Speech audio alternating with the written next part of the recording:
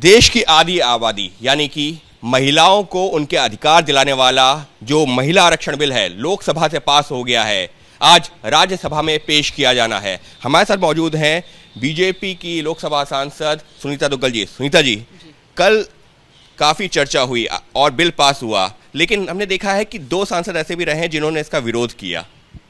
हाँ जी, बिल्कुल। मुझे भी इस बात की बहुत हैरानी हुई कि जिस तरह से 454 जो सांसद हैं उन्होंने इसके पक्ष में वोट किया, चाहे किसी भी दल के क्यों नहीं थे वो, लेकिन दो सांसद ऐसे भी रहे जिन्होंने इसके पक्ष में वोट नहीं किया। लेकिन ये है कि बहुत ध्वनि मत के साथ और अक्रॉस द पार्टी लाइन जो है सबने इसको सराहा है और इसके साथ साथ सबने धन्यवाद किया है आदरणीय प्रधानमंत्री श्री नरेंद्र मोदी जी का कि जो ये इतना चित्त प्रतीक्षित जो बिल था उसको लेकर आए। खासकर महिलाओं को जो है बहुत इस बात की खुशी है। पूरे के पूरे हिंदुस्तान के अंदर अगर हम बात करें तो एक खुशी की लहर है महिलाओं के अंदर कि उनको अंतोतगत्वा जो ये बिल है ये पास हुआ है और उनको उनका अधिकार जो है वो मिलने वाला है। लेकिन जब लोकसभा में चर्चा हो रही थी, आपने भी जो है अपना पक्ष वहां पर रखा था। सोनिया गांधी की तरफ से ये कहा गया, राहुल गांधी की तरफ से ये कहा गया कि देखिए ये कांग्रेस का एक जो है सपना था। सोनिया जी ने राहुल जी का भी, राजीव जी का भी नाम लिया। राहुल गांधी ने जो कहा कि कांग्रेस का जो है जो एक नीति थी उसी पर जो है सरकार आगे बढ़ी है। स्वागत करते हैं। हालांकि उन्होंने भी रिजर्वेशन विद इन रिजर्वेशन की बात कही। देखिए, ऐसा है कि अगर हम इसके इतिहास में जाएं तो ये 1996 से जो है तब से लेकर और एक के बाद जो है एक ये कभी राज्यसभा में कभी लोकसभा में आया, लेकिन वो अपने अंतिम जो है मंजिल तक नहीं पहुंच पाया। तो मुझे लगता है कि इसका श्रेय अगर किसी को जाता है तो आदरणीय प्रधानमंत्री श्री नरेंद्र मोदी जी को जाता है कि जिन्होंने इसको अपनी मंजिल तक पहुंचाने का काम किया। लोकसभा के अंदर ये ध्वनि मत के साथ और जो है वो सभी इतने 454 जो हमारे सांसद हैं उनके वोट से ये पास हुआ है और आज मुझे पूरी उम्मीद है कि राज्यसभा में भी इसी तरह से अक्रॉस द पार्टी लाइन सभी इसको जो है वो इसके फेवर में वोट करेंगे और जो है इसको पास करेंगे। लेकिन जो कई विपक्षी पार्टियां हैं उन्होंने समर्थन जरूर किया। हालांकि बस सिर्फ दो सांसद असदुद्दीन ओवैसी उनकी पार्टी के इम्तियाज जलील ने जो है इसका जो है विरोध किया है, लेकिन जिन्होंने समर्थन भी किया है उन्होंने भी एक सवाल खड़ा किया। आपने जो है बिल तो पास करवा रहे हैं, कानून बनाने की बात कर रहे हैं, लेकिन इसका फायदा कब मिलेगा? 2029 में जा करके, तो अभी फिर क्यों?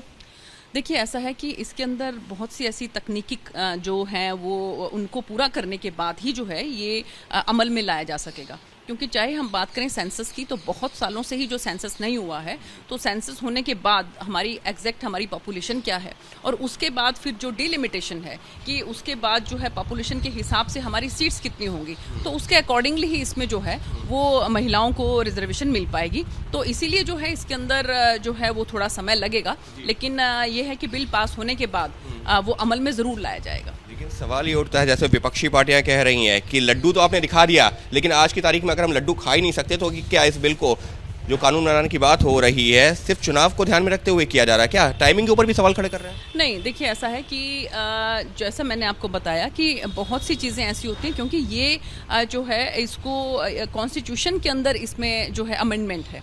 तो जब भी आप कॉन्स्टिट्यूशन में अमेंडमेंट करते हैं तो उसमें बहुत सी ऐसी तकनीकी चीज़ें होती हैं जिनका ध्यान रखना होता है। तो उसी तकनीकी चीज़ों के अंदर ये भी आता है कि सेंसस होने के बाद और इसके साथ साथ जो डिलिमिटेशन होगी, परिसीमन होगा, उसके बाद जो है इसमें जितना भी परसेंटेज जो है 33% जो है लोकसभा के अंदर और 33% ही विधानसभा के अंदर पूरे के पूरे हिंदुस्तान के जितने भी राज्य हैं उन सब के अंदर इसको लागू किया जाएगा। लेकिन जो बड़ी संख्या में ऐसी पार्टीज भी हैं जो ये कह रही हैं, हालांकि समर्थन कर रही हैं, लेकिन कह रही हैं कि ओबीसी को आरक्षण क्यों नहीं दिया जा रहा है? इसमें ओबीसी के आरक्षण की लगातार मांग की जा रही है। देखिए, उसके बारे में भी मैं यही कहना चाहूँगी कि वो भी एक तकनीकी इशू है। अभी फिलहाल के अंदर भी अगर हम देखें तो हमारी लोकसभा के अंदर जो है वो केवल 3 क्लासेस हैं। एक जनरल क्लास है, एक एससी क्लास और एक एसटी क्लास है। अभी भी जो है वो ओबीसी का रिजर्वेशन जो है वो लोकसभा के अंदर नहीं है।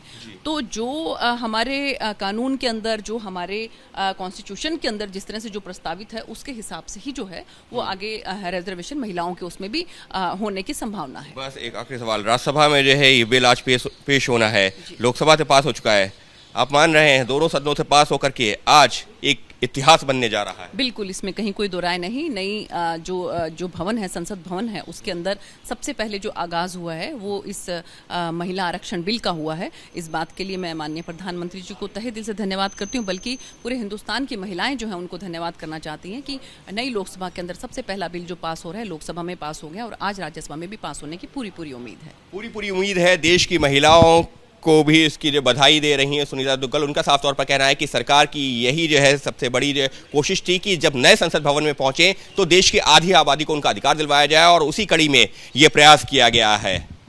सहयोगी कैमरा पर्सन निखिल रस्तोगी के साथ अंकित गुप्ता, एबीपी न्यूज़, दिल्ली।